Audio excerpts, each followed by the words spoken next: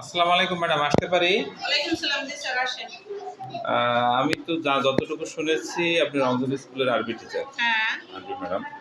তো আপনার স্কুলে স্টুডেন্ট কতজন? আমার স্কুলে স্টুডেন্ট ৪৫ জন। ৪৫ জন না?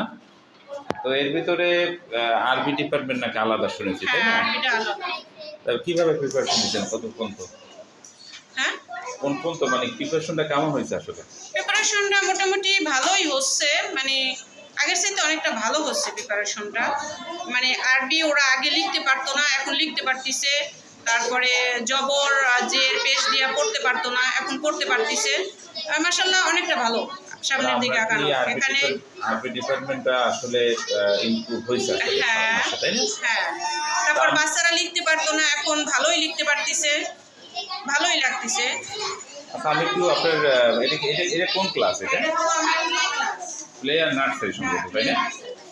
Play nursery. আমরা ওদের সাথে এদিক তাকাও, আমরা ওদের সাথে একটু কথা বলতে পারি? হ্যাঁ, অবশ্যই কথা বলেন। কথা বলতে পারি না?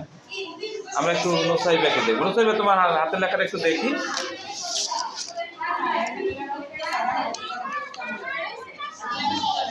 তুমি কোন ক্লাসে পড়ো? নার্সারি। নার্সারি। দেখি তোমার হাতের লেখা, একটা লেখো তো।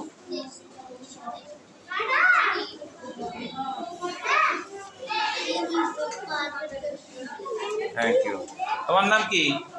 আমার নাম জাহিদ। জাইন। তুমি কিভাবে, তুমি দেখে এই এত সুন্দর লেখছে কে? আমি কাটাছিড়ে করছো কেন? তোমারটা দেখি। তোমার নাম কি? হ্যাঁ, সাফওয়ান চৌধুরী। দেখি তোমার হাতের লেখা, সাফওয়ান চৌধুরী। তোমার নাম কি? ফাহিম। আমি কি লিখছো দেখি। এইটা কি লিখছে? তোমার নাম কি? আমার নাম জান্নাত ইসলাম তুবা। জান্নাত ইসলাম তুবা। তোমার খাতা কোথায়? দেখি তোমারটা দেখি, খাতা দেখি।